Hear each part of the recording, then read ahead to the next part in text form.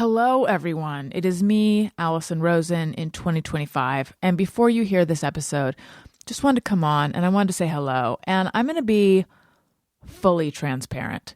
This is the second time I've recorded this because the first version was weirdly sing-songy and also there were mouth sounds in it. And that's unacceptable. So this one is going to be mouth sounds, and hopefully less sing-songy. I'm just going to be as fucking monotone as possible. Oh, that's a little sing-songy. I'm just going to be right here. It's Alison. The episode you're about to hear. Does this sound normal? The episode you're about to hear was recorded in 2014. Ooh, who am I being? Was recorded in 2014. I'm like, does this NPR was recorded in 2014? In a certain month of 2014, it was legendary game show host. Do you guys hate that?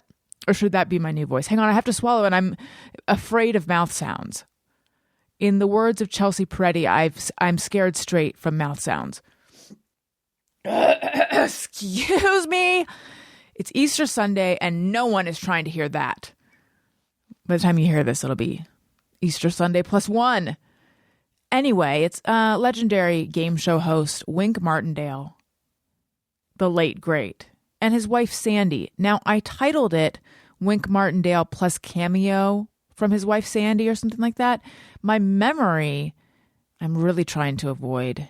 For you audio nerds out there, I want to put a gate on my own voice.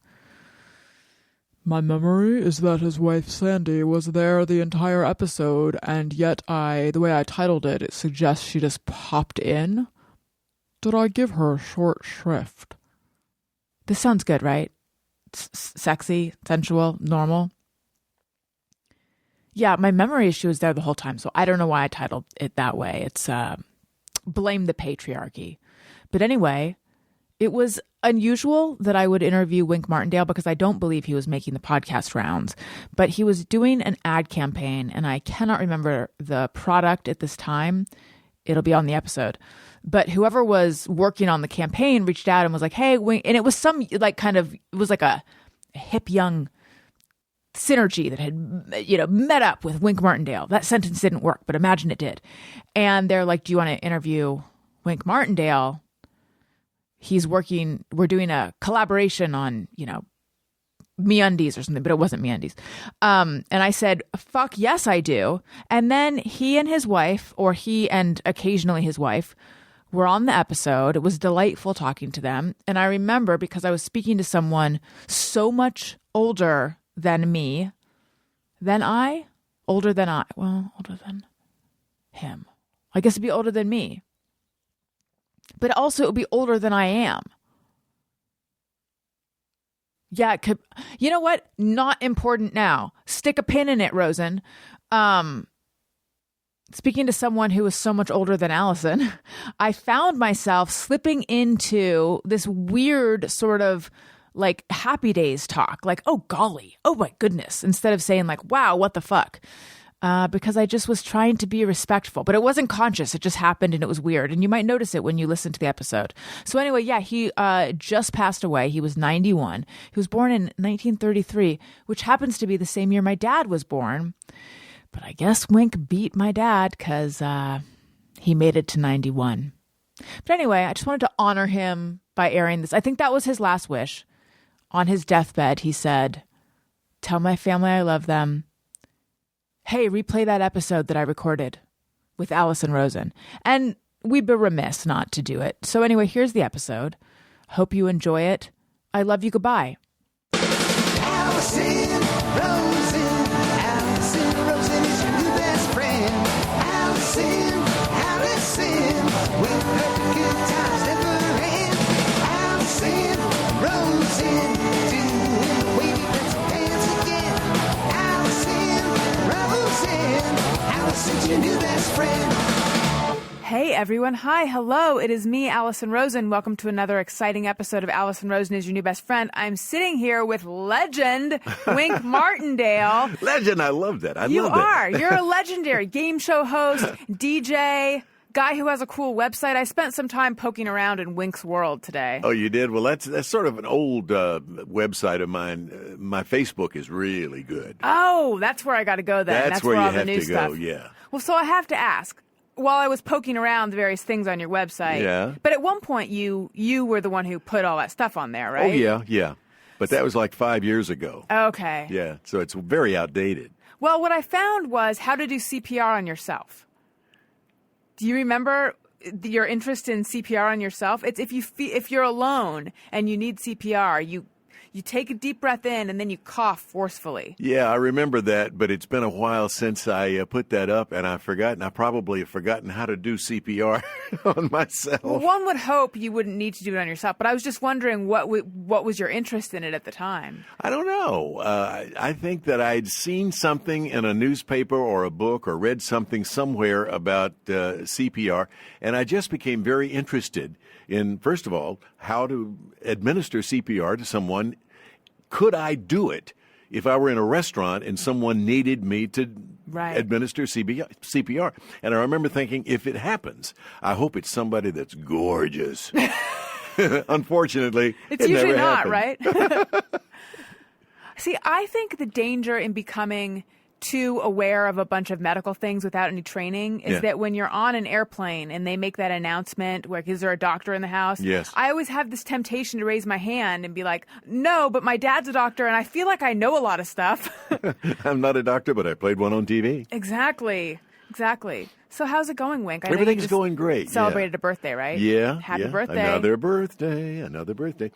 I feel very blessed. You know, I still, I've been in this business ever since I was 17 years old.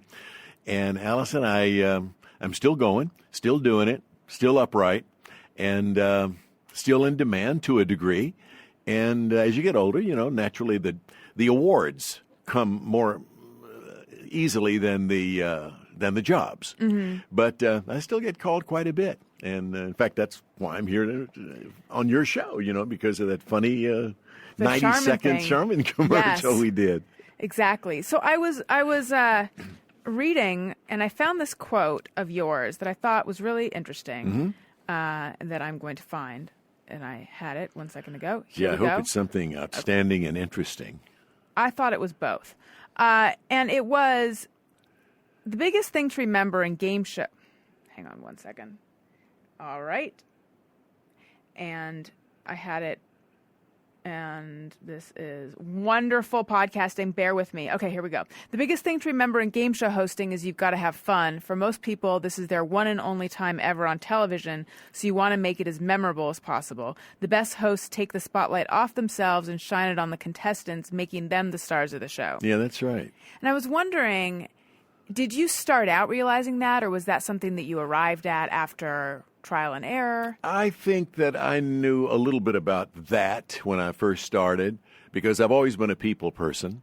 And the most enjoyable part of game show hosting to me has always been that 30 to 40 to 50 seconds when the contestant comes out and you try to make them feel as comfortable, as easy as possible, because if you make most of them, 99% of them, are going to be very, very nervous. Mm-hmm.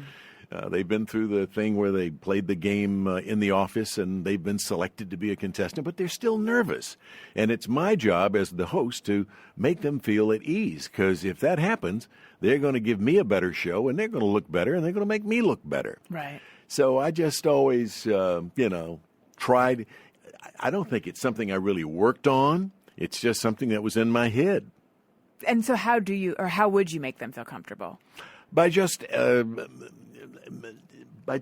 making them try to feel at ease, ask them things that, of course, I have notes on their life, and so I ask them things that I think they are going to have fun with and give me good answers to.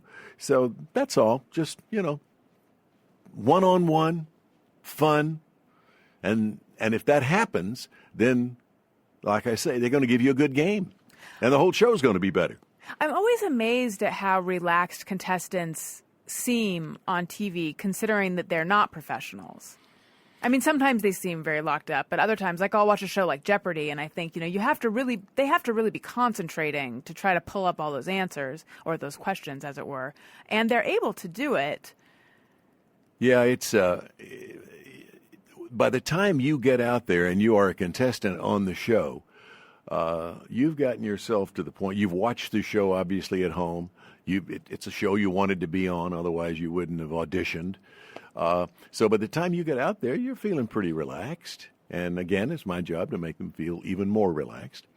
I remember we, on Tic-Tac-Toe, which I did for 10 years, we, every fall during sweeps, had a over 80s tournament where all the players were over the age of 80. Now, this gets back to relaxed contestants once again. This gal was 86 years old. She was a widower, Dr. Reba Kelly. And it was that period of time where I was having a little repartee between the two of us, just talking before we started the questions and answers. 86 years old. And I said, Dr. Kelly, at your advanced age, do you ever think about dating? She said, and without blinking an eye, I don't know whether they gave her this. I don't think they gave her this answer because they didn't know I was going to ask this question. I said, at the advanced age, do you ever think about dating? She says, yes, wink. I have 4 boyfriends. I said, really? She said, yes. I get up with Will Power. I take a walk with Arthur Itis. I come home with Charlie Horse, and I go to bed at night with Ben Gay. And that was one of those situations where it blew me away. Right. And we literally had to stop tape for about 10 minutes to get, the audience fell down. When those things happen, though, I mean, that's what a host dreams of. Right, right. Yeah, now, I always laugh at certain game shows, not the ones you've hosted, but certain game shows, I think, people come on there and tell what has got to be their most boring story. Yeah. Or maybe that's really the pinnacle. But it seems to me, come on. Something more interesting happened to you than that you went to SeaWorld on your honeymoon. Yeah, well, those are the contestants. Those are the times that you hope never happen. But, when you do a show over a period of 5-6 years, you have a good run with a show, they're going to happen, All the contestants are not going to be terrific. Some of them are. My best contestant ever, if you're interested. Yes. Tom McKee. He was a guy in the Navy down in San Diego, and he came up, became a contestant on Tic-Tac-Toe, and he was on for 47 straight days. Wow. He won $317,000 and change. He won 8 automobiles, 8 Buicks. And I remember he gave one of the Buicks to his brother, who was a missionary in Africa, and he sold the others and bought him a Mercedes. And he got the license plate, which he still has to this day, although he lives back in North Carolina, Tic-Tac. But he was the best contestant that I ever had in all my years on game shows. And I still stay in touch with him. He comes out here for a golf tournament every summer at Lakeside. And Sandy, my wife, and I always go out and have dinner with him. Mm-hmm. I also read that you said that it was Gene Rayburn that taught you that you have to be like warts and all. You have to let it hang out, right? Yeah, absolutely. Gene was, I think, one of the best at what he did. He was just terrific. He did the match game, and that was, a lot of double entendre stuff. But the guy who, you're right about the warts. He taught me. So you have to be yourself. Yeah, just be yourself, 100%. But the guy who really got me interested in game show hosting was Alan Ludden. Oh. I became addicted to a show called Password. I used to rush home from my radio show at KFWB, and then I did mornings then, and I'd have to be home by noon to watch Password. And I not that it was anything it wasn't a fabulous show. It was just so simple, and maybe that's why I liked it so much. Simple people like simple things. So I did a little research, and I found out that Alan Ludden went in 2 days a week, knocked out 10 shows, and the other 5 days he played golf. And I went to my agent, Noel Abrams Rubloff, and I said, Noel, I've been kind of watching game shows lately, and especially Password, and I said, I found this out about Alan Ludden. I said, I'd love to go on an audition for a game. Make a long story short, he sent me on several auditions, and the first one was a local show on KTLA called What's the Name of That Song, which later became What's This Song? And it was successful locally, and it got on NBC. It was only on for a year, sort of a Name That Tune type show, but it was a daytime game show, and they shortened my name to Win because the guys who make the big decisions in New York, the big moneyed guys, right. They came up with the Winston, idea that Martindale, they said Wink. Wink. I was Wink. Wink was too juvenile. Let's knock the K off. So for a year, I became Win Martindale. So But then you overruled them? it lasted. Yeah. After that 1 year, I went on to other shows, and nobody seemed to care anymore that Wink was Wink instead of Win.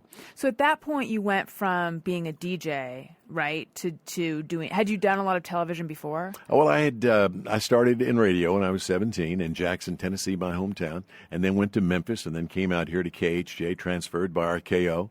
And in Memphis, I did my first 2 television shows when they went on the air and with a TV station in '53, and it was called Wink Martindale of the Mars Patrol. I had my little Mars guards, 6, 7 years old. We'd drink our Bosco and milk and blast off and segue into the old Flash Gordon D movies they used to show as serials on Saturday afternoons between movies. That was my first TV show, and then I graduated at the same station to the Top 10 Dance Party. I was sort of the Dick Clark of Memphis when every city had its Dick Clark, when American Bandstand was just huge. And I did that until I came out here in 1959. And then I did the same kind of show out here and did it at Pacific Ocean Park down at the pier in Santa Monica for several seasons. And in '65, while I was a DJ in the morning at KFWB, I decided I wanted to try game shows because that's when I got hooked up on Password. Yeah. Right. So has your career, like what's striking me about that is oftentimes the story that I hear and hear is that someone, and then someone called me and said, would you be interested in this? And then I thought, I don't know, maybe. And then I met with someone and then they offered me the job. Like people just kind of bounce from one job to the next, but you called your agent and said, I would like to get into game shows. Is that how most of your career has been? Yeah, it really has. Luckily, I've been able to sort of pick and choose and have been successful at some of the things that I've done, and of course, unsuccessful at others. But I've always been lucky. And for example, I came out here and I had a record contract with Dot Records, and I made a record and it sold 1 million. I got on the Ed Sullivan Show. Things like that just happened to me my first year in California. And I thought, man, this is easy. How come I didn't come out here sooner? So how did you begin doing radio at 17? Like what's the early life story? Well, in Jackson, Tennessee, a little town, 25,000 people between Memphis and Nashville. And from the time I was about 7 or 8 years old, I always wanted to be on the radio. One of these microphones just totally enraptured me. The idea that you could talk into one of these and it came out the end of a speaker somewhere on a radio. I was fascinated by that. Where did you first encounter it? You mean microphones or radio or just the whole idea? When I was probably 7 or 8 years old, I sent off and got a little crystal set where you put a little crystal on top of a little what do you call it? A little needle on top of a crystal, and you put your earphones on. And if you put the crystal just right, you could pick up the local radio station. And that's when I really got involved in radio. And I used to listen to radio constantly. I'd go to bed at night listening to Jack, Doc, and Reggie. And I would listen to Mr. District Attorney, Champion of the People, Guardian of our Fundamental Rights to Life, Liberty, and the Pursuit of Happiness every Wednesday night at 8 o'clock. Just enamored with radio. I'd come home in the afternoon from grammar school and listen to all the soap operas in the afternoon with my mom.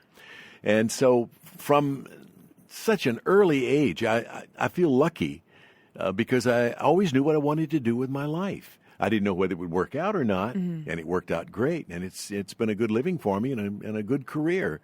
But so many kids grow up, kids. Sometimes people grow up into their 30s and 40s, and you know this to be true. They don't know what they want to do with their life. Yeah. And I feel I was so blessed and so lucky because I knew from the time I was yay big what I wanted to do. And it worked out. Do you have siblings?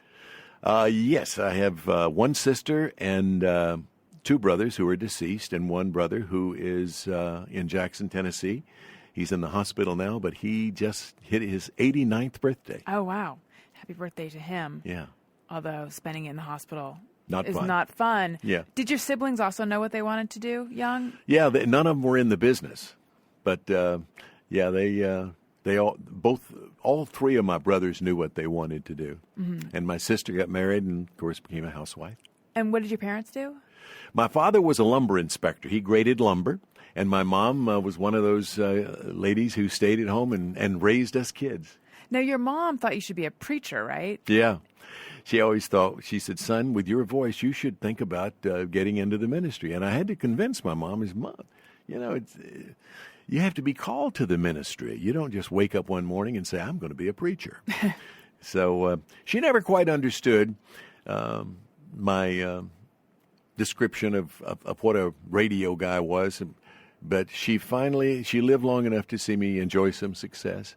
And my dad did too. My dad didn't want me to be in radio because in our small town, we would have guys come through town and they'd stay for a month or so, run up a bunch of bills, and then leave town under the cover of darkness. And so radio announcers per se in Jackson, Tennessee had a bad rep.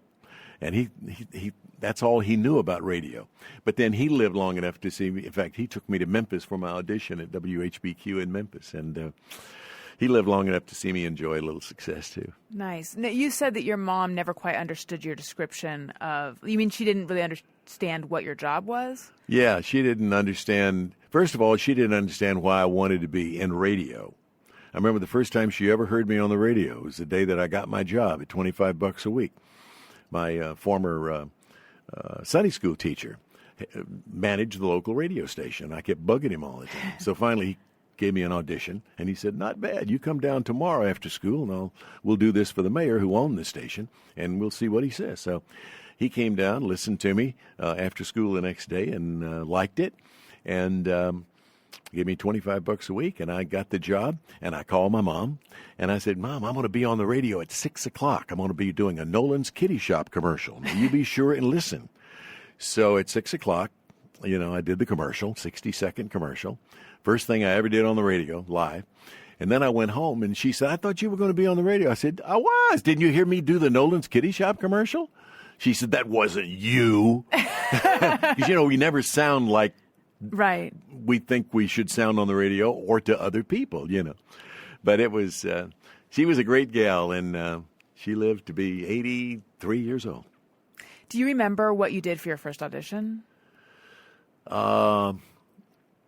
Yeah. I remember that, well, a little background.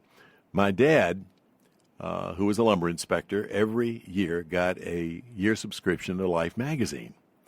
And so I used to tear out the page because I knew I wanted to be a radio announcer and I needed to practice. So I'd tear out pages from Life magazine, the advertisements, and I'd go into the back bedroom of our little house and close the door, and I'd pretend I'd ad-lib around the commercials. So I learned how to do that pretty well and learned how to ad-lib.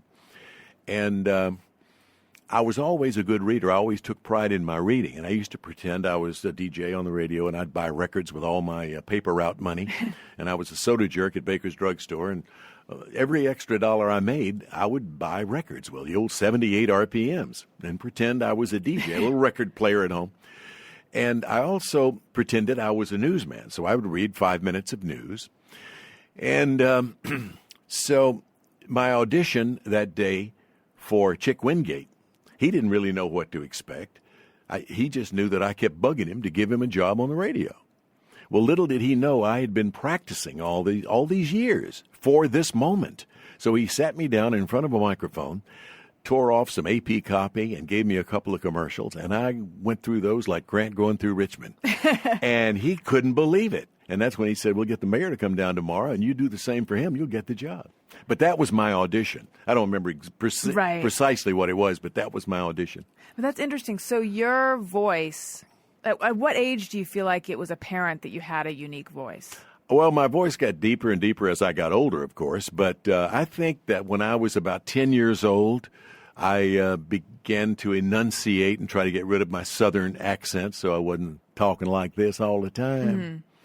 And I knew that I had to, create a sound for myself and get rid of that southern accent. So I used to work on that. And that all started including the sound of a voice that I thought, this may be good for radio, when I was about 10 years old. It's incredible. Yeah. So you got your first radio job at 17, and then what was the next thing you did?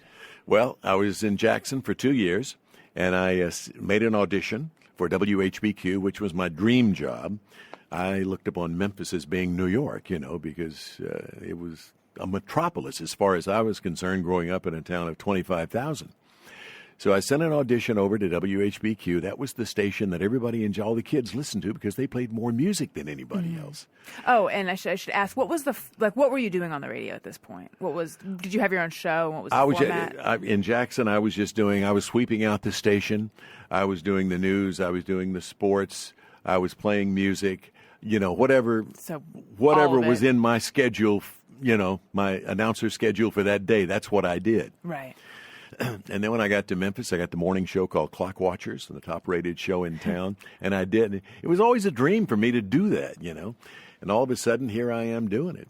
And so while I was doing WHBQ radio, one night in July of 1954, I happened to be there that evening showing some of my football-playing buddies from high school around the radio station because they wanted to see what WHBQ studios looked like. Everybody listened to that number one station. And while I was walking around showing them the station, I heard this commotion start in one of our studios. And there was a nighttime jock named Dewey Phillips. He was on from 9 to midnight, and he played black music for white kids. That was when the black rhythm and blues was really beginning to create a force. Rock and roll hadn't hit yet. That wouldn't happen until Rock Around the Clock, and That's All Right, Mama. But I went into the control room, and Sam Phillips, founder of Sun Records, had walked in and handed Dewey Phillips, no relation, this acetate. Wasn't even a record, wasn't pressed yet, just an acetate of That's All Right, Mama by this truck driving singer named Elvis Presley. And the switchboard lit up, and Sam had Gladys and Vernon's telephone number. They lived in low-rent housing in East Lauderdale Courts out in East Memphis, very low-rent housing. And he said, call and see if, where's Elvis? Let's get him down here. And so I called, and Gladys answered the phone. She said, well, Elvis was so nervous about his record being played that night on the radio that he went to see a double feature at the Suzors. So he went to see a double feature Western. They said, we'll get in our truck, we'll go find him, we'll bring him down to the radio station. So they went to the Suzors Theater, walked up and down the dark aisle, found Elvis sitting there all by himself. Did they have a photo of him, or they just were like, you look like the person who... No, it was their son. Oh, they went. Sorry. I thought Gladys and Vernon. Gotcha. I thought you meant people from the radio station went to find him. The mom and dad. That makes sense. When they found out, would know what they were listening, and they knew of the excitement because they were listening on their radio at home. So even before I called them, they were excited. Right. So they got in their truck. They found him, brought him down to WHBQ. That's the night I met him for the first time. Dewey Phillips put him on the air, and it was the first interview that was ever done. In fact, he always said later that had he known the microphone was on, and he knew the microphone was in front of him, he had no idea he was on the air. He said had he known that, he wouldn't have been able to talk because he would have been so nervous. But that's the night I met him. He became a friend that night, and he remained a friend until the day he died in 1977. But that night in July 1954 was the beginning of Presley Mania. What was he like? He was very nice, very withdrawn, he sort of had a complex in those days, very quiet. And but Elvis always, was, to those of us who knew him well, no question about it, he was just a terrific guy, The fact that his life ended the way it did was really bittersweet and tragic. But he had so much, so much came so, you hear about people who get so much too soon. Yeah. And maybe that was part of it. But Sandy, my wife, who you'll talk to later, has a pretty concise idea about why Elvis went the way he did. Really? Yeah, because I was going to say, did you have a sense that it was heading off the rails for him? No, because that all happened long after he came out here and started doing movies. And by then I was married and having kids, and I wasn't one of the little Memphis Mafia, so to speak. I would just see him on rare occasions. Mm-hmm.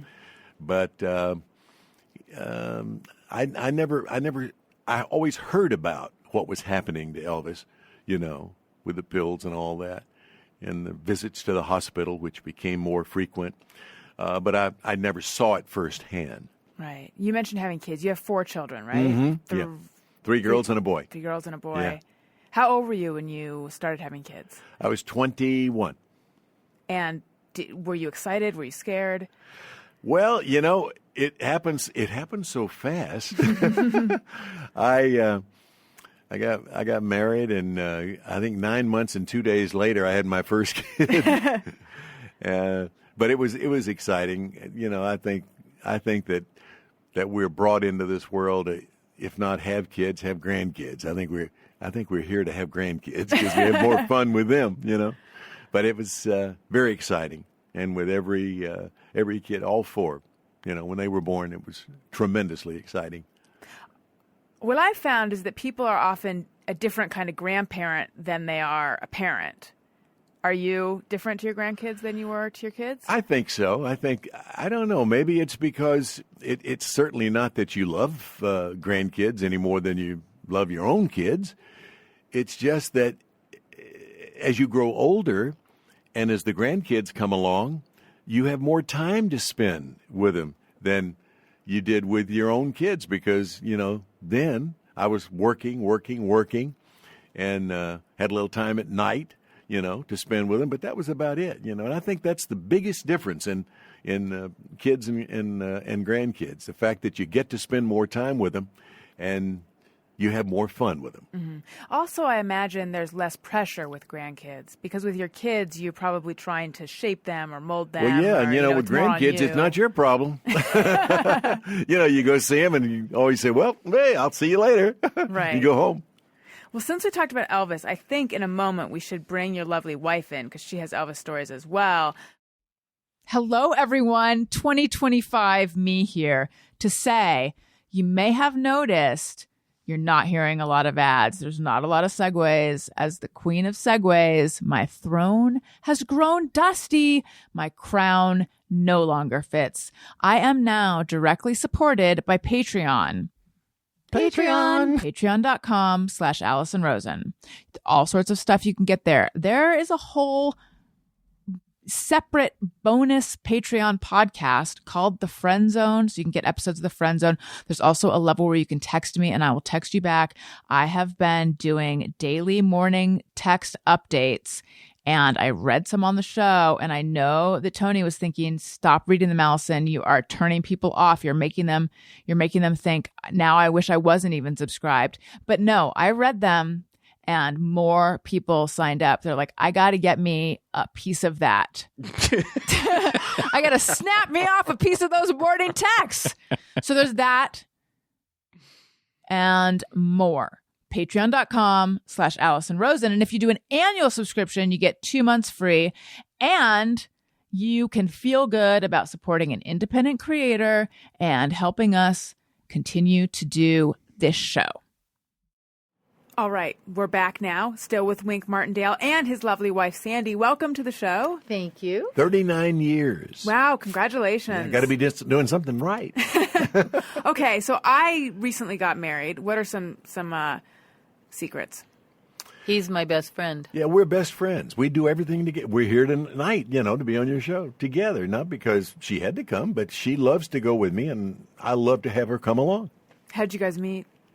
We met, I'll let you tell that story. Okay. I was in Palm Springs at the music industry's golf tournament because my dad had a nightclub on Sunset called the Red Velvet, and we started the Righteous Brothers, Glenn Campbell, Roger Miller, Sonny and Cher. They all worked for my dad. So it was a fun time in my life, and they asked me if I would come to Palm Springs and drive the booze cart because people like Glenn Campbell, Andy Williams, and all the record industry people that would play in the tournament, they would bet on every hole, and they would have to, $5,000 a hole or whatever they bet. Anyway, they bet a lot of money. So the booze cart, I would drive it, and at every hole, I had to make sure they signed off and consumed a shot of whatever it was that they drank. So they were all equally drunk by the end of the tournament. Anyway, I thought, okay, I could do that, but I thought I'm not going to go by myself because they're all bunch of people drinking. So I took my girlfriend with me, and my girlfriend knew Wink. Her uncle was Les Brown, the band of renowned. And so she had a music background, and her father worked for Capitol Records. And so there they were. They come by the coffee shop. We were staying at the Gene Autry Hotel, so we're having breakfast. and they walked by. They were going out to check out the girls at the swimming pool. I happened to be there simply because I was doing a industrial film for General Telephone that Sunday. So I'd flown down to Palm Springs, and we got there early, so I went to the Gene Autry Hotel, for whom I worked at KMPC in those days. And so we walked by looking for a little action by the pool. And my girlfriend said, there's Wink Martindale. And I said, no, that's not Wink Martindale. That guy's too young and too cute. Wink Martindale's an old married man with a lot of kids, because I grew up How about watching. a young married man with a No, lot of you were, well, I used to watch his dance party show because he was Okay. from Pacific Ocean Park. And I'd come home from school and watch the show every day. So I thought, no, that guy's too cute. That can't be Wink Martindale. Anyway, no luck at the pool. They come back by the coffee shop, and Terry goes, Wink. And he goes, oh, hi, Terry. And he was with a guy that lived next door to him by the name of Michael Schmidt. Michael Schmidt talked to me. He talked to Terry. 20 minutes later, they bought our coffee. Nice meeting you. Goodbye. They left. 2 weeks later, my girlfriend calls and said, guess who called me for your phone number? And I said, who? And she said, Wink Martindale. And I said, really? He didn't even flirt. Pardon the pun. He didn't even wink. Nothing. He didn't flirt with me. So I thought, well, that's strange. But she said, oh, he's really a nice guy, and if he calls you, you should have dinner with him. And I said, okay. 2 weeks go by. He's building up his courage to call. So finally he calls, and we're going to go out on a date, and it's going to be a double date because this other couple, Bill and Karen Smith, Bill Smith worked with him on radio, and he got fogged in Catalina doing a report. So Wink brought his girlfriend, Karen, on the first date because he didn't know how really to date at that point It in was a his little life. menage a trois. No, it was not. Or how to converse. He wasn't good at like dating and talking, and so he Now, figured. were you just recently Divorced. divorced? Yeah. Yeah. And it's funny because, right out of the divorce, and I said, man, I got married so young, had all these kids, I'm going to play the field. Yeah. Da-da, And who's the first one I meet? This one. Right. And I'm still waiting to play the field. In fact, I may have to start looking for me a younger. Oh, yeah, No, yeah, I guess yeah. not. How old were you when you got divorced? Or like when was this? Well, let's approximately? see. How old would I have been, Sandy? You were in your 30s. Yeah, I guess I was about 32. Okay, so you're- 33. No, maybe you were 40 because I was 30 when I married Who's you. counting? But we knew each other for 4 years Yeah. before. We dated for 4 years to make sure because neither one of us wanted to make a mistake. So we wanted to make sure this was the right she thing. had an annulment. I was married for 6 months when I was 21 and had that annulled, and that was a But this worked wake out up, pretty good. an eye opener. So yeah, then after our first date, And so how were you on the first date since you were kind of nervous? I was great. How was he? he was very sweet. He was very nice. He was very shy, and we went to the Chart House in Malibu. In fact, for his most recent birthday, Last week. the only thing he wanted for his birthday was to go see The Life of Irving Berlin at the Geffen Playhouse. So he said, oh, Mom, this is the best. So I bought tickets to take him and surprise him, and he was so thrilled. And after that, we went to our Chart House in Malibu is now a Mastro's Ocean Club. So we Also went good. there. Yeah, also very good. And we had a gorgeous sunset and a beautiful dinner. So that was my birthday present to I him. think so I got laid sweet. that night, didn't I? But anyway, so he... You can cut that out. Huh? he was wonderful on the first date, and he's a wonderful husband. And now in the morning, a hint for your husband. Okay. Wink makes the coffee. Wink squeezes fresh lemons because we have lemon juice and water in the morning. He reads the paper. He cuts out all the things that he thinks I'll find interesting. He cuts out Love Is For Me every morning and the birthdays because he knows I'm interested in that. So by the time I get up, everything's all ready for me. Oh, that's so sweet. So it Isn't sounds that like neat? the secret to a happy marriage is that the husband gets up first. Well, she's certainly like- not one to get up early. I like my sleep more. Well, because I grew up in the nightclub business, so I grew up being a late night person. He grew up in morning radio, so that's the only part where we're a little opposite.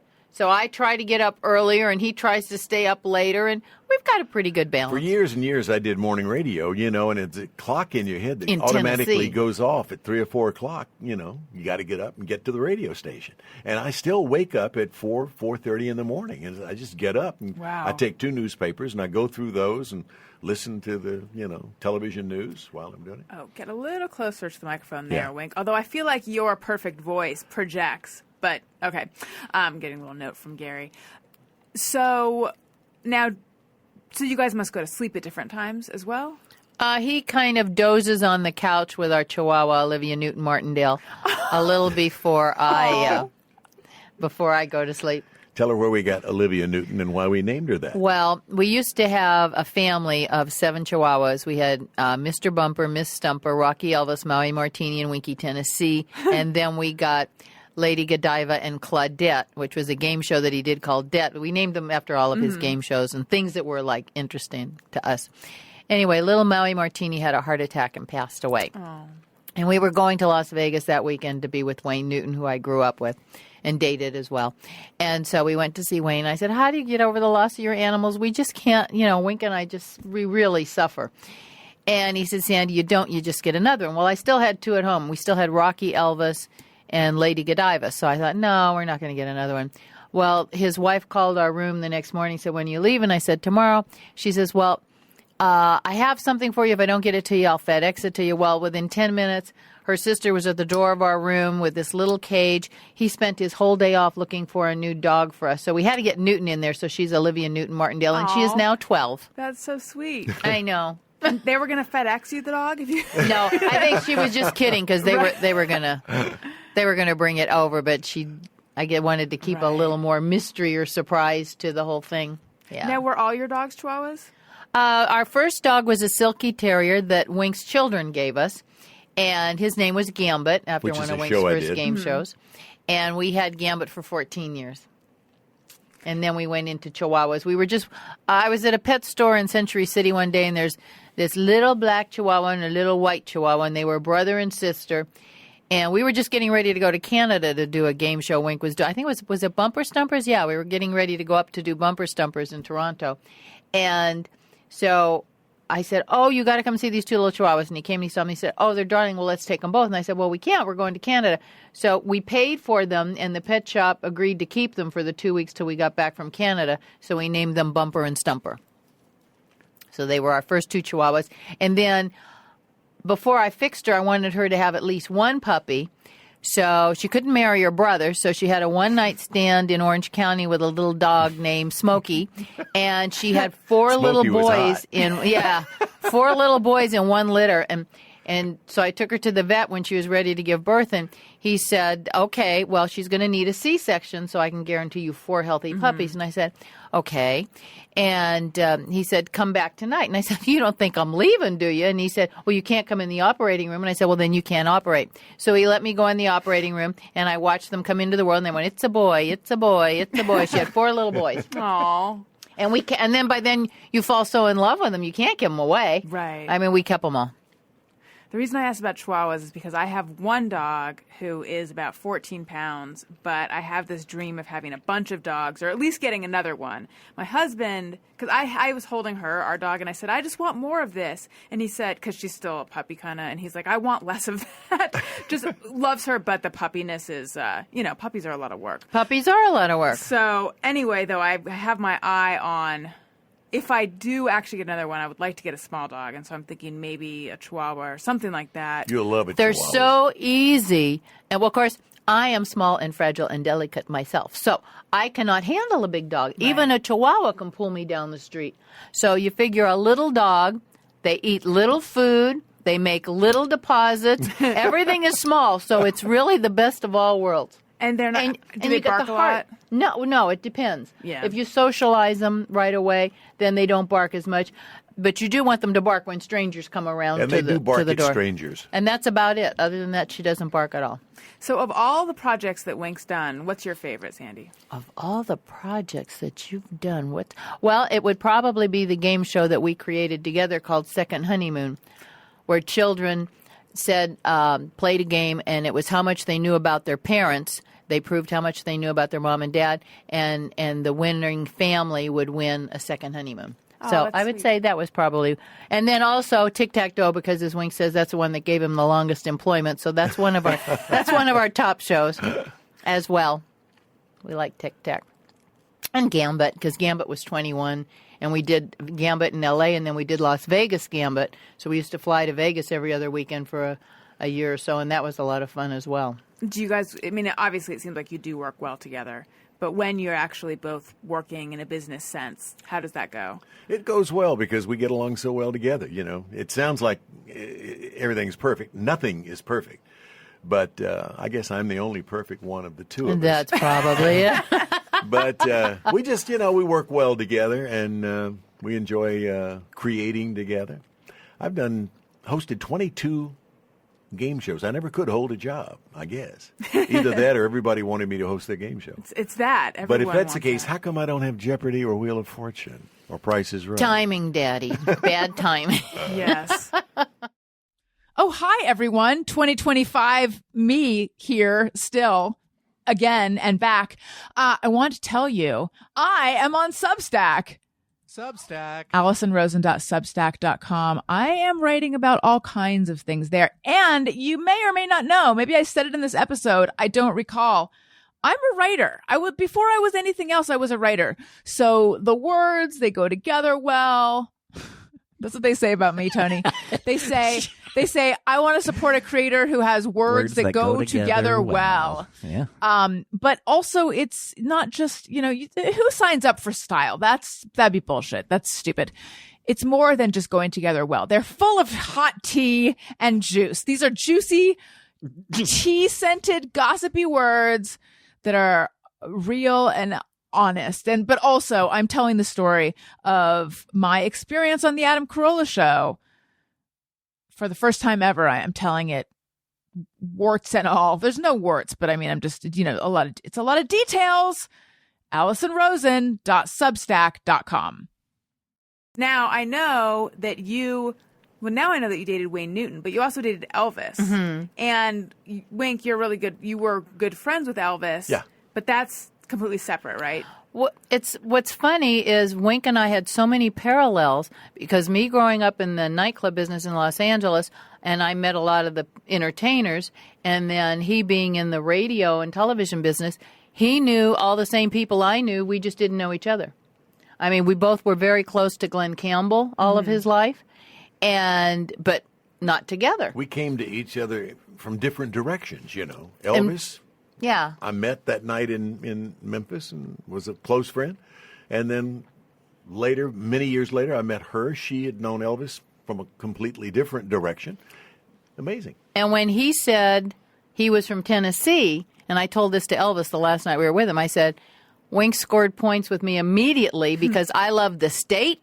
I loved all of Elvis's mafia. I loved everything about Tennessee because he was such a wonderful part of he raised me and he was a great part of my life. So what is your history with Elvis?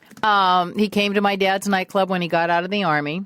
In fact, he met Priscilla 2 months before he met me, but she was prettier, so she got him. But anyway, came to my dad's nightclub. He saw my picture in the office, and he called. And my dad, it was like 10 o'clock at night, and I was 14, and I was in bed going to school the next day. Was your dad like, why are you calling for my 14-year-old daughter? Oh, no. My dad said, he's a great guy. You want to Okay. call my daughter? Fine, call my daughter.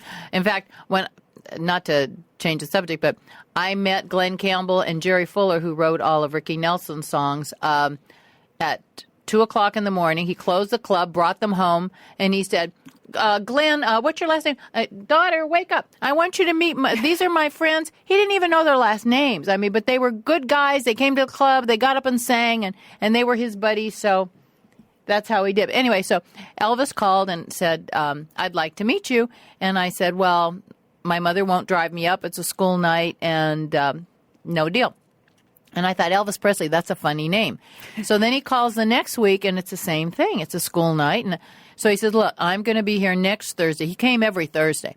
And he said, so ask your mom if she'll drive you up. And my mom said, okay, fine. So in the meantime, my dad came home, said, he's gorgeous, he's the nicest guy, blah, blah, blah. So my mom drove me to the club, and there I am with a ponytail and a frilly dress, and he's got a date with a gorgeous, sexy-looking actress. He held my hand, he kissed me on the cheek, and I just sat there and stared at him because he was so darn good looking. And then he called and said he wanted to date me. And my mother said, I don't care if you're King Farouk. My daughter's only 14. She can't date you. And he said, but you can come on the dates, Mrs. Farah. So my mother came on the first 3 dates. That's when he used to live at the Beverly Wilshire Hotel. And after the third date, he promised my mom he'd be a gentleman, he'd take good care of me, and she believed him, and he did. And that was how we met. Wow. And then how long did you date him? Well, right up until the time he got married. We were friends till he died. Mm-hmm. Everybody asks her one question above all the rest. Who was the best kisser? How was it to kiss Elvis Presley? And I say, and this is my answer, and it's the truth, Elvis Presley was the best kisser, but Wink is the best husband. How do you feel about that, Wink? I don't know. It's kind of bittersweet. I don't know whether that's good or bad or indifferent, you know? I mean, would you hope a little bit for, like, Elvis was the best kisser until I met my husband, Wink, and he's better? That would be a lie. Well, at least she's honest. Right. Well, I read Elvis and Me. Have you read that? Oh, darling, I've read everything. And I saw the made-for-TV movie, which may have been in 2 installments. It was around I don't know how, I think I was like in 8th grade, and I became briefly obsessed with Elvis and Me and with the TV movie. Was that Kurt Russell playing Elvis in that? No, it was someone, I forget his name, but I think Susan Walters played Priscilla Presley. And I think that's a dark-haired guy. Yeah, I think remember. his I name was remember Dale. we met him one day. Was that the one where Ronnie McDowell sang all the Elvis songs? I think so. Elvis. Yeah, Ronnie sang Elvis. It was very soap opera-y. The guy who played Elvis didn't really look like Elvis. No, in well, that nobody one. looked like Elvis. Sorry. Yeah. It's hard to find a match for him. Now, how famous was he at this point? He was pretty famous. Oh, he was. Right? Oh, yeah. So, what was it like being with him? Well, I guess it was a good training ground for being married to Wink because it helps you not be real jealous. Because I'd be Elvis's date, and I'd be sitting there on the couch, and some girl would come into the room, and she'd be cut down to there and dress up to there, and trembling and shaking, and oh, Elvis, I can't believe it's you. And he'd look up and he'd say, honey, you know, sometimes I can't believe it's me either. and I just knew that, you know, I was his date, so I felt secure in that, and he was always calling me, so that made me feel secure. So it helped me in my lifetime relationships because jealousy is very unimportant, and you shouldn't be jealous because if a person wants to be with you, they're going to be with you, and if they don't, there's nothing you can do to turn that around. Yeah. So it just makes it easier to enjoy your life, to not be jealous. It's a stupid, wasted emotion, actually. Yes. But I think that it seems, in my experience, it just takes a while to get to that point where you realize that. I think it does. It does. For me, like, I think the realization that pretty much you're not really in control of whether the person wants to be with you or not. Like, Right. they either do or they don't. And if they do, they'll be there. And if they don't, they won't. Exactly. I mean, obviously, you can act like an awful person and push someone away. But for the most Right. part, things either happen or they don't. I think I spent so much of my young life Worrying. Yes. And thinking, well, okay, I said this, and then he said this, and then I said this, and then he said this. What does that mean? Did I say the wrong thing? Thinking that somehow if I presented myself a certain way, if I said a certain thing, It would make a difference? Yes, and it doesn't really. No, and you only realize that as you get older. Yeah. And you get more intelligent. Exactly. How did you do with the well, it sounds like you did well with the ladies, Wink.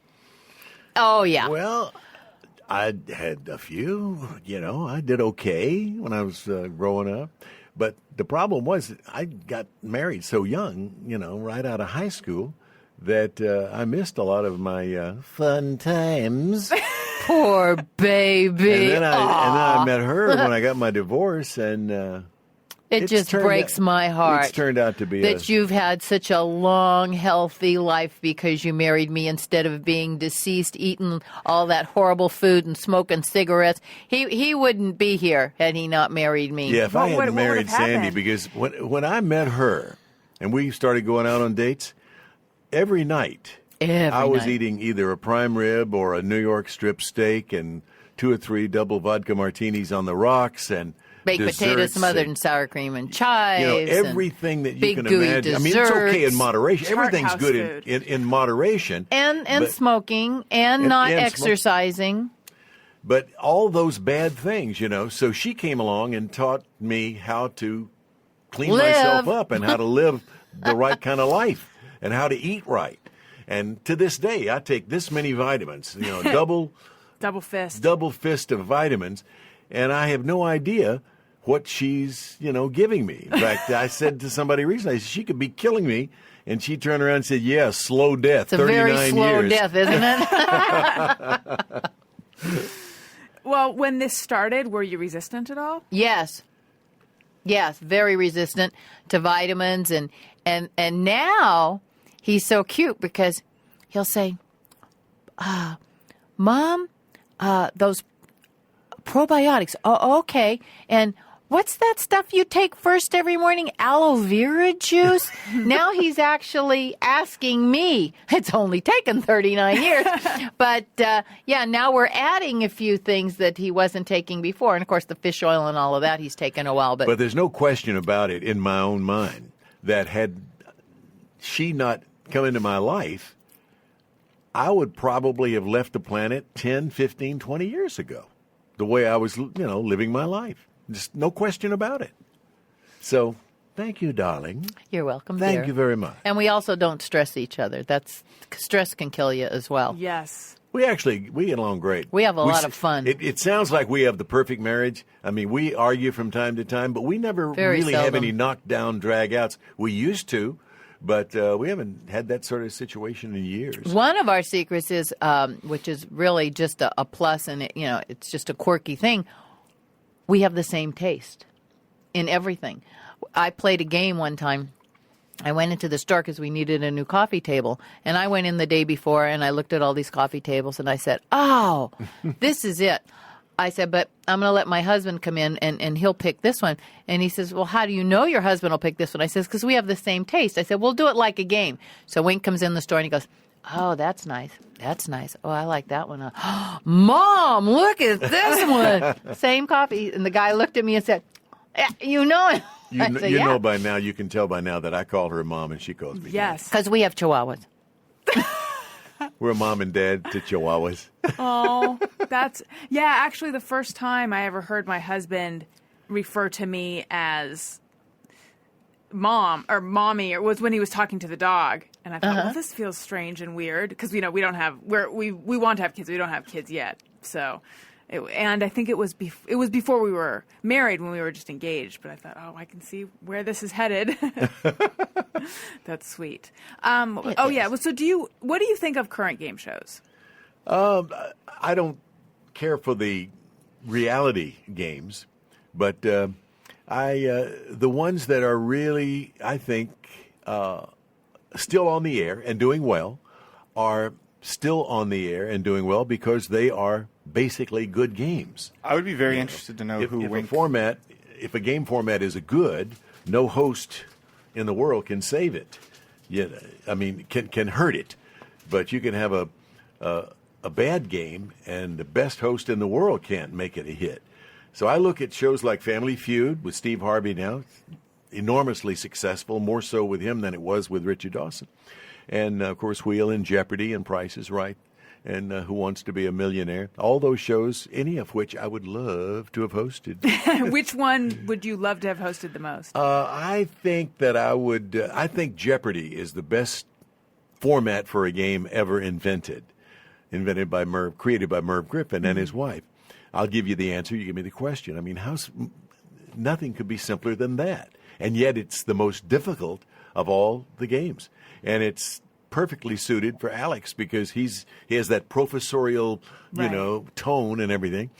And but I think in answer to your question, I think Jeopardy. I'd love to have done Jeopardy. For me, there's such a drop-off from Jeopardy to Wheel of Fortune. Like, I cannot dive on that remote control fast enough. I used to like Wheel of Fortune. I just don't find it...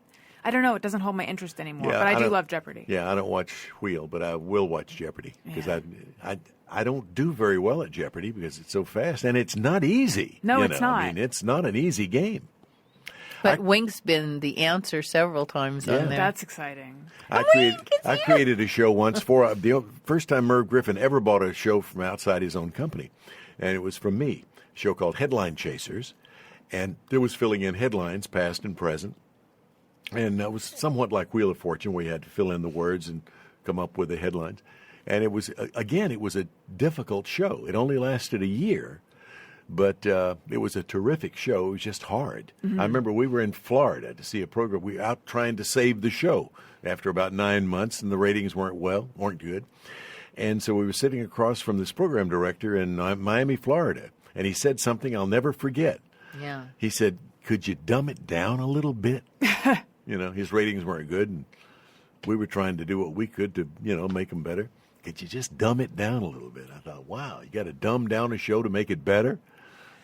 What are your feelings in general about the TV industry? Because, I sit next to Adam every day, and he has a lot of, I don't know if I would say bitterness, but he doesn't have the highest faith in the people that make the decisions in Adam television. who? Adam Carolla. That was a joke. To answer it. I got you though, didn't I? You did. I was like, you came up with Carolla almost just like that. Exactly. Well, because I don't want to be that person who's not using last names, just assuming people know. I think television, gosh, there's. I still think about the days when we had like 4 or 5 channels, and it seems to me that maybe it's just me being old-fashioned and getting older, but it seemed to me that we had so many more really good shows in those days. Quality. You used to, like, for example, I Love Lucy, Sandy, you would make it a point that you knew exactly when it was going to be on the air. Channel 2, 8 o'clock, every Monday night. Ed Sullivan, Channel 2, 8 o'clock, every Sunday night. Just the other night, they had an I Love Lucy Christmas special on. They colorized it.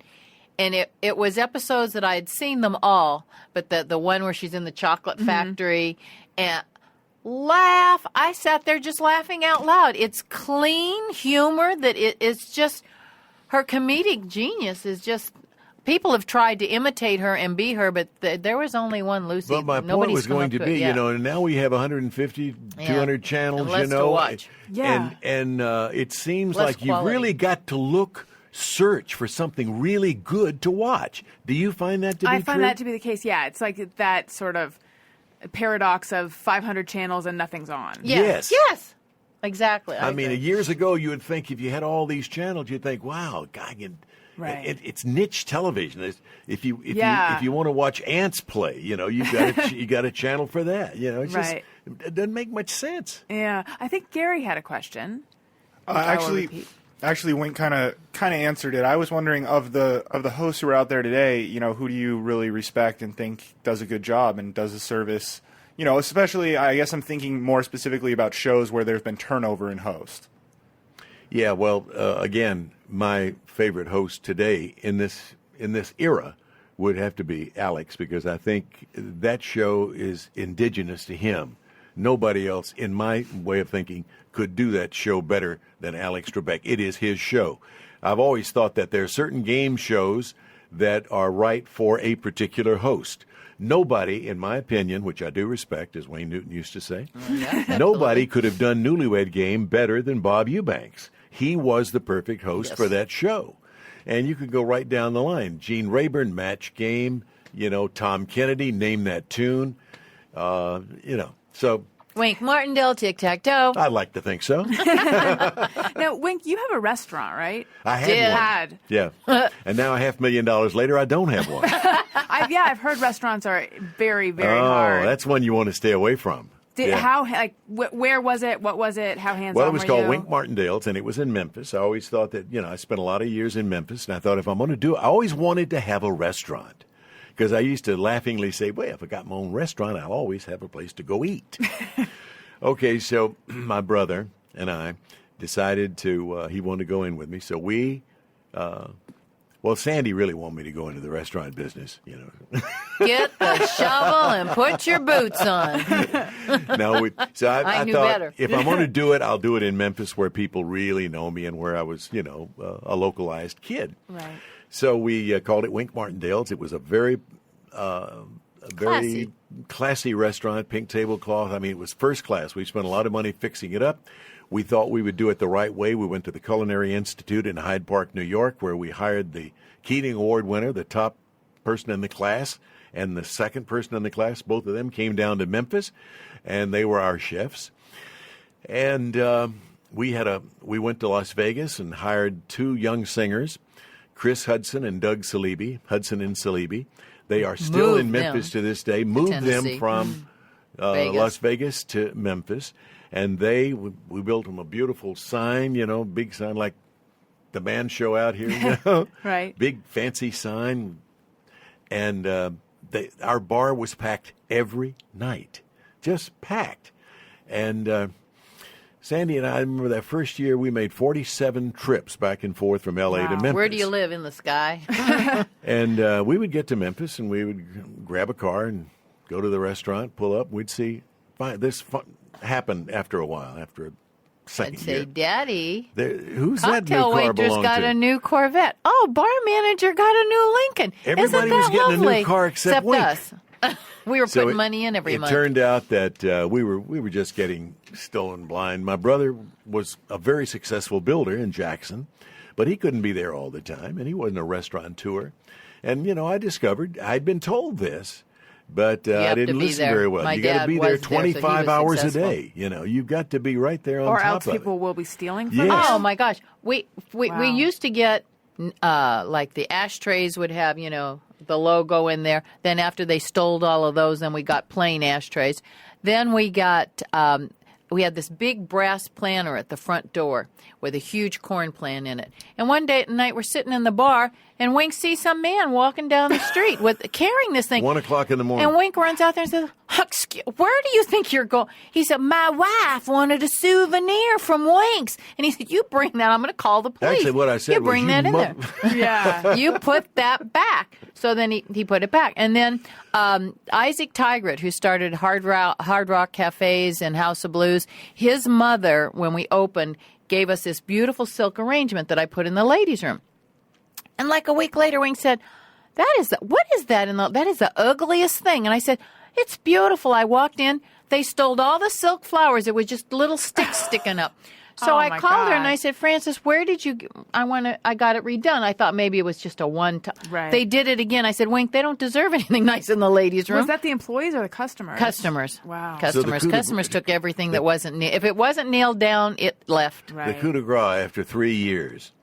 The Keating Award winner that we hired from the Culinary Institute in Hyde Park, he and his buddy, the coup de grace was one night in the middle of the night. We came in there, and here they were doing coke on the floor of the main dining room.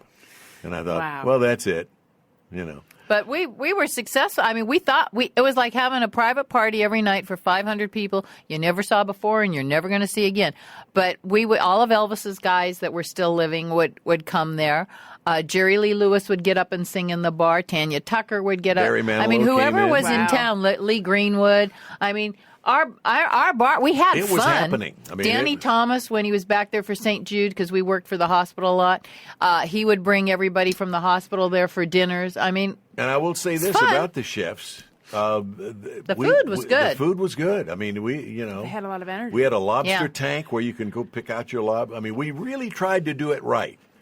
When we opened, we had the big 2-night opening for all the mucky mucks in Memphis. Fred Smith from FedEx and Fred Smith used to come in all was the a time regular, to our and the guy, restaurant. one of the head guys at the Holiday Inn So we Corporation. hired the best PR firm in Memphis to take care of all that. Right. And so it was an experience. It and I was. must say, I'm glad I got it out of my system. And we lived through it. Yay, And score! I'm still here to tell about it. Now, you mentioned that you used to have bigger fights than you have, and occasionally now you have disagreements, but you used to have big fights. Was the restaurant Oh, one of darling, them? yes, it was, because having grown up in the restaurant business, I knew a lot of things, but because I was a girl and his brother was very kind of Domineering. Males know everything, females know nothing. I mean, one day I was in the kitchen and there's all these potato sacks stacked up by the back door, which is right next to the stockroom, which is where they would just shop going out the back door. And I said, Wink, they're stealing. No, Mom, they can't be stealing. I said, they're shopping.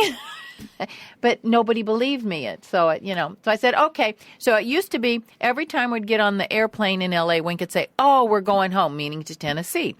And then as we started losing money, then all of a sudden we'd get on the plane and we'd get to L.A., oh, we're going home. And I said, oh, thank God. And my girlfriend said, Sandy, you're the only person I know that would laugh about losing money. But it's like, this isn't working. And so he had to lose money in order to learn that it wasn't going to work. But I'd much rather give up money than my husband. Smart. Oh, hi, everyone. 2025, Alison Rosen here to tell you I have an Amazon storefront. I'm kind of a store proprietor. It's amazon.com/shop/Alison Rosen. And starting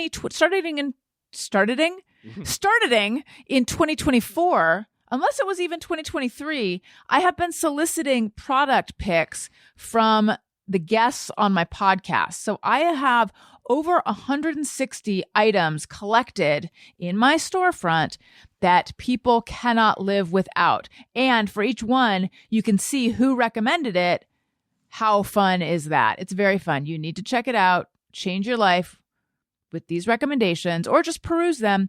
Amazon.com/shop/Alison Rosen. Okay, I think we should do Just Me or Everyone. Are you guys... Sometimes I ponder on something I have thought or done. Is it just me or everyone? All right, so this is a segment where people write in with things that they think or do, and they wonder, is it just me or is it everyone? So I read them, and then we talk about whether we also do whatever this is. Okay, so Tanya says, I randomly think I see wild animals in highly unlikely places, like a tiger in the hallway or a monkey in a bathroom plant. So is that just her or everyone? If I am very, very tired, I will occasionally think I see something, like have it's almost like I begin to dream while I'm still awake. And if it happens while I'm driving, that's a horrible feeling.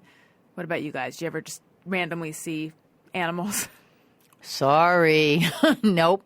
Occasionally, if I'm tired, I will, and I'm reading, like in the morning when I'm reading the paper and I've just gotten up, I'll occasionally, I don't know whether it's because my eyes are playing tricks on me or just whether I'm going blind or not, but I'll see little spots off into the distance, to the right and to the left. Those are called floaters. Floaters.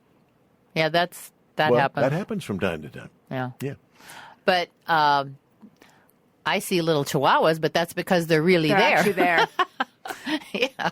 Josu Montenegro says, and I am uncomfortable reading this in front of my legendary guests, burping after eating anything with bell peppers and tomato sauce is the best. Garlic Japanese, the worst. Well, I'm with you. A sushi burp is the worst kind of burp ever. But certain burps are okay. I wouldn't eat Faces on my guests. I wouldn't Make eat me the very foods that make uncomfortable. me burp. If you're burping them, then you're not digesting them I can't properly. think of the So last eat time I something burped. else.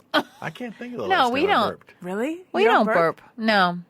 I don't think You so. could also be, if you're eating and talking at the same time and you're swallowing air along with your food, that could make you burp. Are you suggesting that one should strive for a burp-free existence? I would. Does that mean that you're eating the right kind of diet if there's no burps? I think that must have something to do with it, because I don't know. also burping, let's see, that would have something to do with like the esophagus and maybe a little reflux, or because I've never something's heard you coming burp. back up. No, I don't burp. Oh, I bet though, I if heard you pass wind. honey,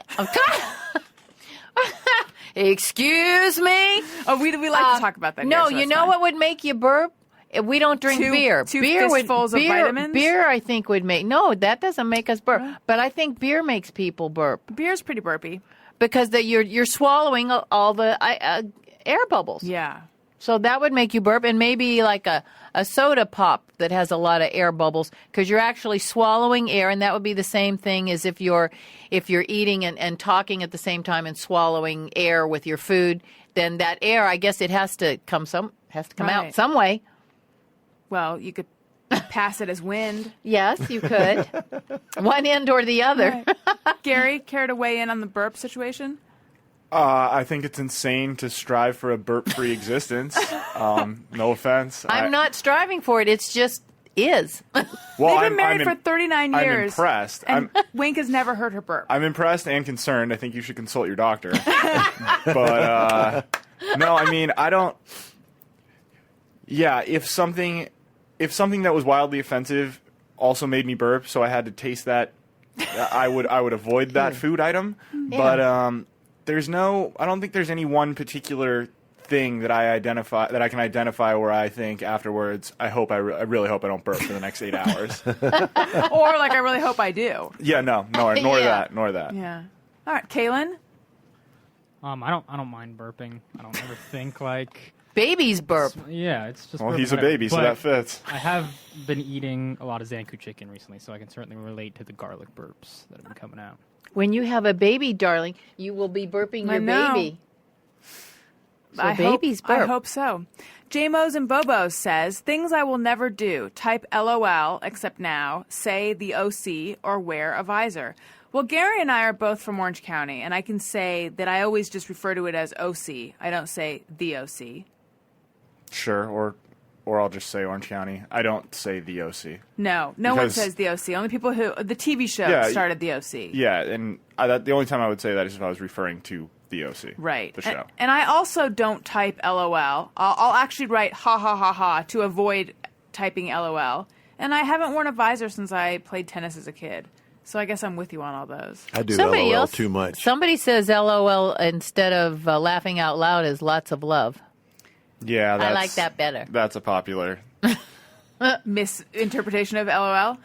Misread? It's a popular thing online that that's what moms think, or Yeah. older I people. saw that somewhere. That's a popular meme online or whatever, Right.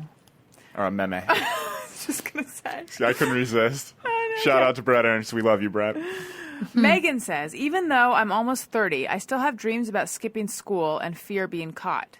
I don't have the skipping school dream, but I have school nightmares, which is where all of a sudden I'm back in school. Or, no, yeah, in the dream it's usually somehow I'm back in school and there's a test and I didn't know about the test and I can't find the classroom and there's all that kind of anxiety. What about you guys? If I had ever skipped school, my mom would have killed me if she found out about it. That sort of thing never even occurred to me when I was growing up.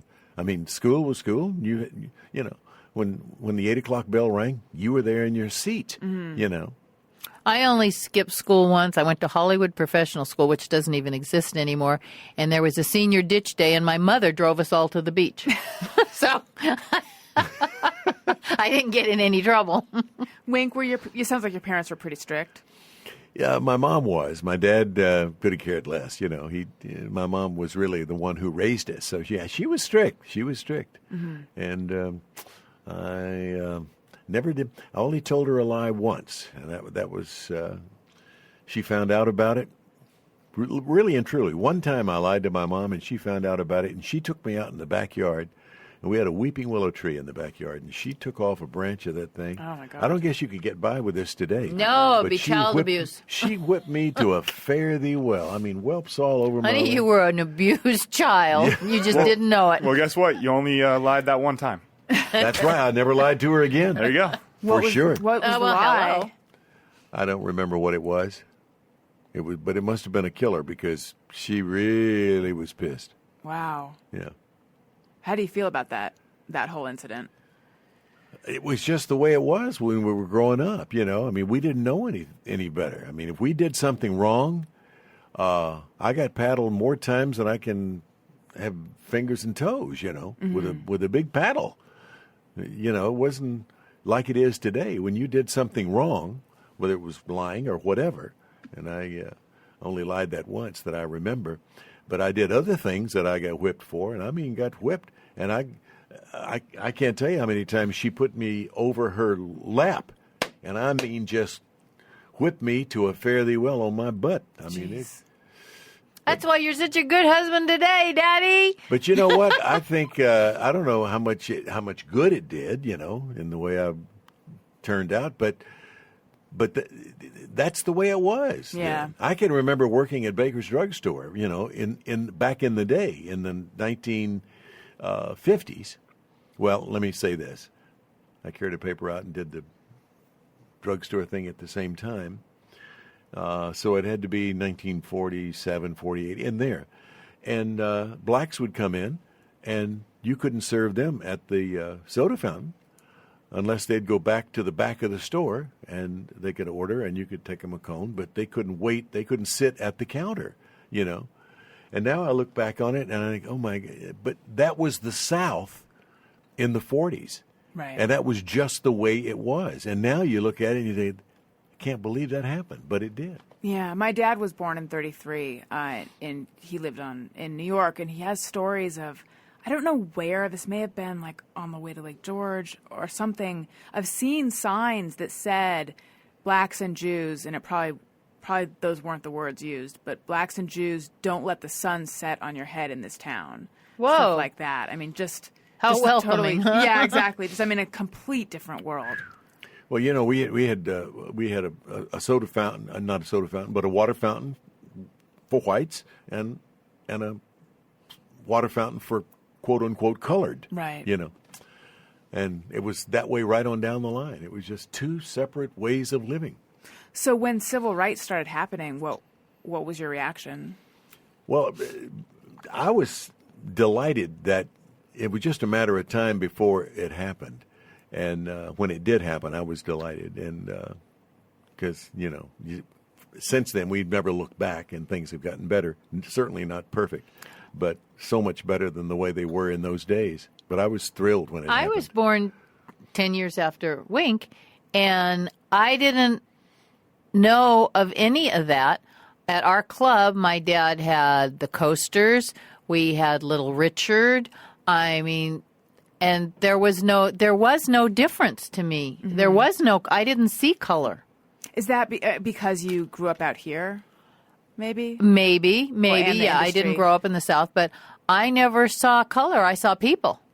I will also wonder, in entertainment, and you would know Wink from working in show business, my sense has always been that the entertainment industry is a little more progressive than the South. Yeah, but I would think so. Than general population. Yeah, I think because of the entertainment business, especially the music world, and I guess movies too, but especially the music world, I saw things progress faster in that arena than anywhere else in terms of the African American becoming on an even par with like a Nat white. King Cole was a big star, and so people, wanted to go see Nat King Cole. And I think Frank Sinatra did a lot in regards to things like that because he was such good friends with Sammy Davis Jr., he and Dean Martin, and they wanted him with them on stage, and it just kind of evolved like naturally. But here was Nat King Cole, who was the biggest star in the world of music in the 1940s and early 50s, and he played Las Vegas, and he couldn't have a room in the hotel in which he was starring. And finally, Sinatra is the one that broke that wide open in Las Vegas for Sammy Davis Jr. and Nat King Cole. If you don't want them, and if they can't stay in this hotel, I won't stay in this hotel, and I won't perform here either. And he's the one that broke down the barriers. Yeah, it's I think for young people today to know what it was really like back then, because you hear stories, but it's just crazy. But I mean, even this is not the same, but just the little differences in what is just little differences in culture. Like my husband and I have been watching Love Boat, which is showing on I forget what channel, but now that's a good show. Yeah, and not that. I mean, a long time ago, but not like the 50s or something. And this is not about race, but about something else. There was just this episode that we saw called The Kissing Bandit, where Billy Crystal plays this character who puts on a mask and walks up to women from behind and then kind of grabs them and kisses them and then shuffles off. And the women are all, in love with this. But nowadays, there would never be that plot line because that would be, some creepy guy in a mask is forcing himself on women on a cruise ship. Like, that would have a whole different meaning. connotation. Yeah. Oh, geez, yeah. And then that was innocent. Right, but watching it through modern eyes, it's weird that that's innocent. Or there's another plot on the show where there's this guy who really is taken with this woman, and he keeps showing up wherever she is and really being pushy. Oh, stalking today. To me, he seems pushy, but she's ultimately charmed by him on the show. But yeah, it seems like stalking and being pushy, and it's just weird that just the subtle differences. Yeah. All right. Back to the important topics. Elizabeth Bannister says, I lay in bed at night and systematically spend fantasy lottery winnings with an accountant's attention to detail. No, I don't do that. Although when I used to watch Wheel of Fortune, I used to think a lot about which showcase I would get and what I would buy. Well, I think that's a good idea because Jim Carrey carried around a check in his pocket for $10 million, and then eventually he got $10 million. So at least she's thinking positive. Right. Exactly. Make it happen, girl. Benjamin May says, when I have allergies, I prefer to blow my nose into cleaned hand towel instead of tissue, less overall waste and mess. Yeah, ew. That's kind of like using a handkerchief, I suppose. I prefer tissue. Yeah, well, handkerchiefs are old-fashioned, and they didn't have tissue, and then they moved on to tissue so that you didn't have to use handkerchiefs. I prefer Charmin tissue. Oh, I know, Daddy. It's Roto-Rooter approved. Yes. Will it flush? That's the Absolutely. the Charmin web series that you hosted, right? Yeah. Do you have a lot of Charmin at home now? I hope We just got some today. He got some as a birthday present from the people in New York that he did the commercial for. We got a box of Charmin tissue. We got 2 Charmin cups, and we got some Charmin tissue coupons. This huge box on my on my front doorstep when I went out to get the mail today and opened it up, and it was for my birthday. We were hysterical laughing. It was so cute. Because I had told him back when I decided to do that 90-minute video for Charmin Tissue, I said, in addition to my fee, I think you ought to throw in a year's supply of Charmin Tissue. So I think they're well on their way to doing that. That's nice. Mandy says, just mirror everyone. Speaking of tissue. I only buy Viva paper towels since hearing the heartbreak of Alison treating herself but arriving home without them. Oh, yeah. This is a very famous story from my podcast where I bought some Viva paper towels and then I got home and they weren't there. I don't know what happened to them. Either the guy bagging didn't put them in, or I left them in the bottom of the cart, and it was pretty upsetting. So I was pretty excited about the paper towels. But then a fan sent me paper towels, Viva paper towels. Well, so it all worked out. Just Dawn says, always tempted to recite upcoming dialogue in a film or show I've seen many times, like Star Trek or Godfather. SWMBO just shakes her head. What is that acronym? Gary, do you know? Sandy and Wink. What is SWMBO? I think Gary's looking it up. It's got to be like his wife or his girlfriend. Or Swimbo. Wow. Okay. It's wife or girlfriend. Anyone want to guess what it stands for? It's she who are the first 2 letters. She who makes. She who must be obeyed. Excuse me while I choke. Really? Wow. That's according to Urban Dictionary, and it certainly makes sense in this context. Is there an Urban Dictionary? I had no She idea. who must be obeyed. The Urban Dictionary is a fun place. Okay. Anytime you ever see something that you don't get, or you hear somebody say something that you don't, go type it in there. It's almost always right. Just shakes her head. Is that said in a loving way or in like a... I think so, yeah. I mean, I don't think it's he who must not be named style. I think that it's, I think it's kind of along the lines of happy wife, happy life. Yeah. Oh, that's for sure. Yeah. That is the best thing. That's the best advice my father's ever given me. Doesn't Jay Moore have that tattooed on his person? Wouldn't shock me. He's got some weird tattoos, like a giraffe and stuff. That wouldn't surprise me at all because... I think the giraffe has special significance. Oh, it does. They all have special significance. Right. But yeah, that would not shock me. I think he does. We'll have to ask next time. All right, and then finally, Nathan Corse says, I panic and pretend I didn't notice my corn on the cob squirting my dinner companions when I take a bite. Yeah, corn on the cob is hard to eat in mixed company. Yeah. It's been a really long time since I've had corn on the cob, actually, now that I think about it. I love corn on the cob, and it know you do. doesn't bother me. I don't seem to squirt anybody when I eat corn on the cob. You Maybe it's can. That happens, though. Yeah. I understand what they're talking about.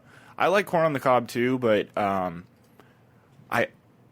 I saw a friend do this once, and I thought it was a power move, and I haven't done it myself, but I really liked it.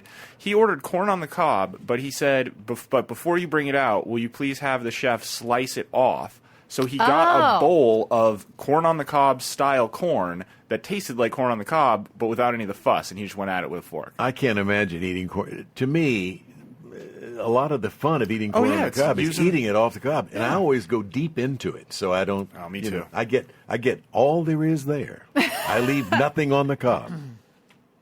Sandy, corn, cob?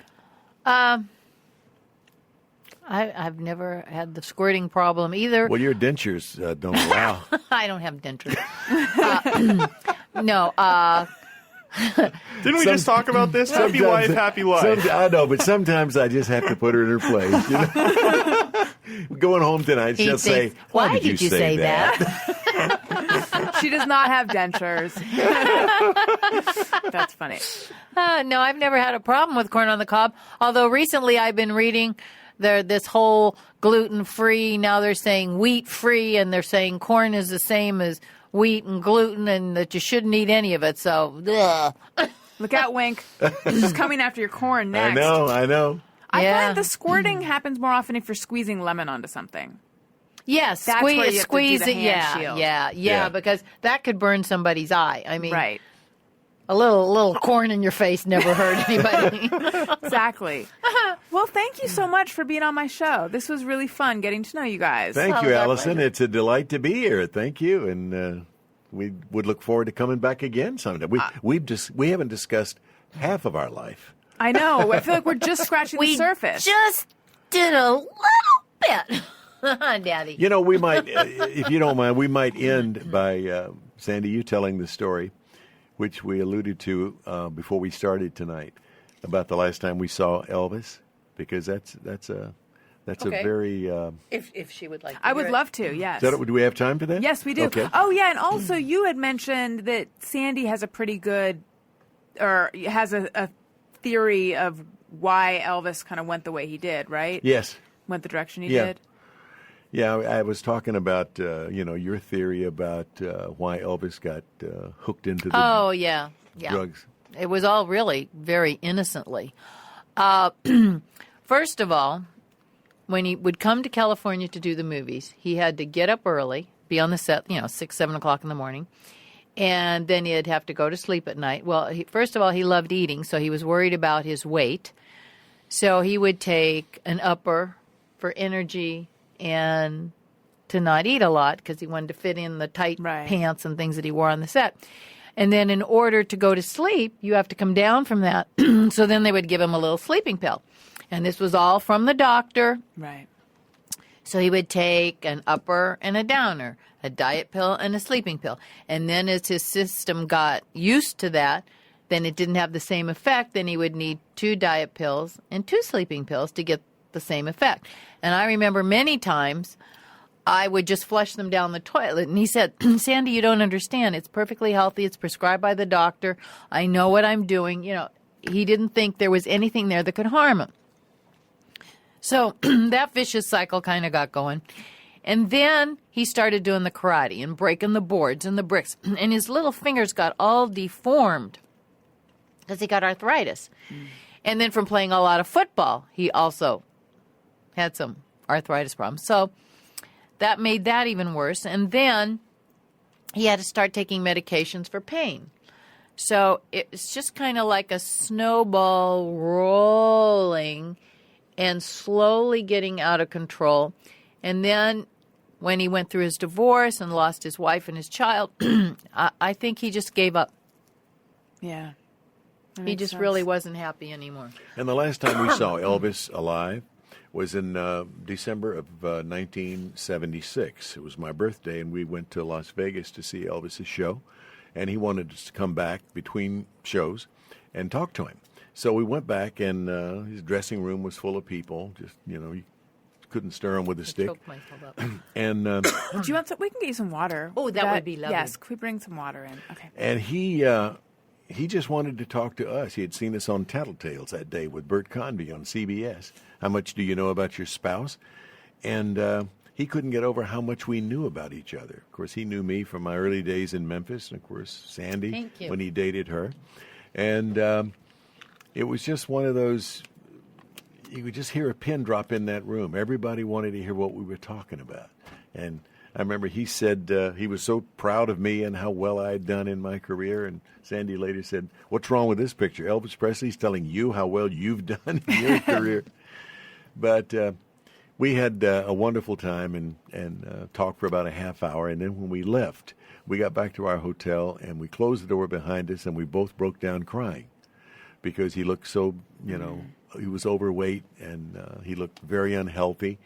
And I said to Sandy, that's the last time we'll see him alive. And sure enough, the following summer, 1977, he died. Yeah, he died. But he was talking about, he saw us on the game show that day, and he said, "Oh, my God, you know so much about each other." And that's when I told him that he was responsible because I loved everything that was Tennessee. And of course, I got the perfect Tennessee gentleman right here. And then he was complimenting your career. And then he said that I was one of the nicest girls from the nicest families that he ever knew. Oh. And he didn't want us to leave, but Wink never likes to overstay his welcome. And he knew he was tired. He said Elvis is tired, and we got to go. He had another show to do. But he too. was saying, don't leave, because he was like grasping onto like a happy time in his life with Wink and with me and happy memories. And the other thing that I think, and nobody's ever really looked into in regards to the drug situation is, back in those days, they didn't know about food and drug interactions. And like with any kind of statins now, if you can't have grapefruit with them. I mean, there's different things, the quinine in there. And he was getting ready to go on tour, so he went on a very strict diet, and he was eating grapefruits 24/7. And they said when they found him, there was hives around his middle. It could have been as simple as an allergic reaction. I mean, they'll never know because in those days they didn't know about those things. That evolved later, so it could have been an interaction of one drug with another or grapefruit or, I mean, it was an innocent, he should still be here singing is what the deal is. Okay, you wrap the show, and I got us back into that, so I'll let you wrap again. Okay. I'm just struck by, I'll wrap in a second, I'm just struck by you realizing that this will be the last time we see him alive. That's so sad. It was. And I sent him a nice letter that night. I wrote it and gave it to Joe Esposito, saying we had a little house in the Palisades then. And I said, why don't you come stay with us a few weeks and let us, nurse you back to health? Mm-hmm. And, of course, that wasn't going to happen. But we tried. Yeah. We tried. Well, now we're going out on a real bummer. Sorry about that. No, it's okay. You want me to tell a joke? Oh, do you have one? Do you have one? Oh, honey, for opportunities like this? I always have jokes. So there's this couple, and we've been talking about health. So they want to be healthy. So they eat everything right. They have bran flakes and their Raisin Bran every morning because they're going to eat the healthy diet. They're going to exercise. They're going to do everything right. Well, they're walking down the street. They get hit by a car, and they end up in heaven. So now they're in heaven. St. Peter's hanging up their clothes in this gorgeous mansion. He goes, "Wow, look at this mansion. What is this going to cost us?" And St. Peter says, "Nothing. You're in heaven." "Oh, we're in heaven. Oh, that's good. Look at that golf course. Look at those. Look, what are the green fees here?" "There's no green fees. You're in heaven." "Oh, wow, that's really cool. Well, where's the health club?" "You don't have to go to the health club anymore. You're in heaven." "Wow. Well, where's the dining room?" "Well, here's the buffet, and there's steak, prime rib, lobster, desserts, and anything you could ever want. But wait a minute. Where's the healthy food? Where's the fiber?" "You don't have to eat that anymore. You're in heaven." He looks at his wife. He says, "You and your frickin' bran flakes. We could have been here 10 years ago." Thank you. You're welcome. Did that pick us up? That was good, yes.